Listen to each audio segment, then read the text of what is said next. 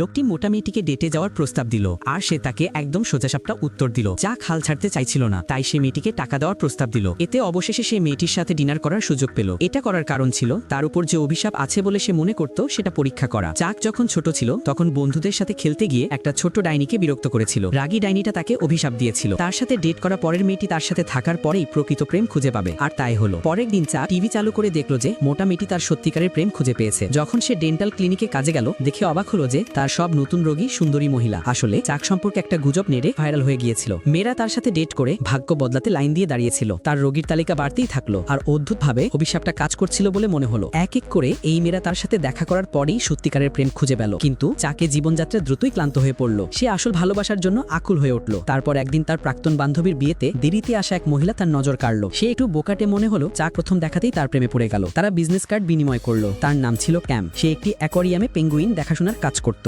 একদিন ক্যাম পেঙ্গুইনদের খাওয়ানোর সময় দুর্ঘটনাক্রমে তার দাঁত ভেঙে গেল। সপ্তাহান্ত ছিল, কোনো দাঁতের ডাক্তারের অফিসই খোলা ছিল না। সে চাককে ফোন করলো। চাক তার গলা শুনেই তাকে সাহায্য করতে ক্লিনিকে ছুটে গেল। তার দাঁত ঠিক করার পর সে তাকে বাড়ি পৌঁছে দেওয়ার প্রস্তাব দিল। যাওয়ার পথে তাদের মধ্যে দারুণ আড্ডা হলো, আর চাক তার প্রতি পুরোপুরি মুগ্ধ হয়ে গেল। সে অন্য মেয়েদের মেসেজের উত্তর দেওয়া বন্ধ করে ক্যামের পেছনে লাগলো। তাদের প্রথম ডেট চমৎকার কাটলো। দুজনেরই মনে হলো যে তারা সঠিক মানুষটিকে পেয়ে গেছে। এরপর থেকে তাদের সম্পর্ক দ্রুত এগিয়ে গেল। কিন্তু যখনই তারা চুমু খাওয়ার উপক্রম করত, চাক পিছিয়ে যেত। সে ভয়ে আড়ষ্ট ছিল, যদি তারা সত্যি ডেটিং করে অভিশাপ কাজ করবে আর সে ক্যামকে হারাবে। কিন্তু ক্যামের আকর্ষণ তাকে জয় করার প্রতিরোধ করা ক্রমশই কঠিন হয়ে উঠছিল। চাক তার জন্য একটি বিশেষ নাস্তা বানিয়েছিল এবং তার অফিসে অনেক ফুলদানি পাঠিয়েছিল। যখন সে লকার রুম খুললো, দেখলো সেটা হার্ট আকৃতির বেলুনে ভরা। সে এমনকি ক্যামকে হাসাতে পেঙ্গুইনের পোশাক পরেছিল, কিন্তু ক্যাম মজা পায়নি। সে শুধু গভীরভাবে বিব্রত হয়েছিল। কাজের পর হাট দিয়ে ঢাকা গাড়ি দেখে সে কথা হারিয়ে ফেলে। সে চাকের আচরণকে অদ্ভুত মনে করে সম্পর্ক শেষ করার কথা ভাবতে শুরু করে। এতে চাক আরো হতাশ বোধ করতে লাগলো। পরের দিন সে প্রস্তাব দেওয়ার জন্য একটি আংটি নিয়ে এলো, কিন্তু যখন সে দেখলো ক্যাম অন্যজনকে জড়িয়ে ধরছে, সে আগে লোকটিকে মারধর করলো। এটাই ছিল ক্যামের জন্য শেষ সীমা। সে চাকের সাথে সম্পর্ক ছিন্ন করলো। চাক বৃষ্টিতে রাস্তার পাশে বসে রইল। ঠিক তখনই সে একজন গৃহহীন লোকের ফেলে দেওয়া একটি বোতল দেখলো। বোতলটি মাটিতে ঘুরে রাস্তার অপর পাশে ইঙ্গিত করলো। চাক তাকিয়ে ভাবলো যে সে তার ছোটবেলার সেই ছোট্ট নাইনিকে দেখতে পেয়েছে। হয়তো সেই ছিল অভিশাপ শেষ করার চাবিকাঠি। কিছু যোগাযোগের মাধ্যমে সে তাকে খুঁজে পেল। সে এখন বিবাহিত এবং আর বন্য দেখাচ্ছিল না। চাক কেন এসেছে সে শুনে সে হেসে বলল যে সে বিশ্বাসই করতে পারছিল না যে চাক এখনো অভিশাপটাকে সত্যি মনে করে। সে ব্যাখ্যা করলো যে তখন সে শুধু একটা বাচ্চা ছিল, রাগে অর্থহীন কথা বলছিল। তখনই চাক বুঝলো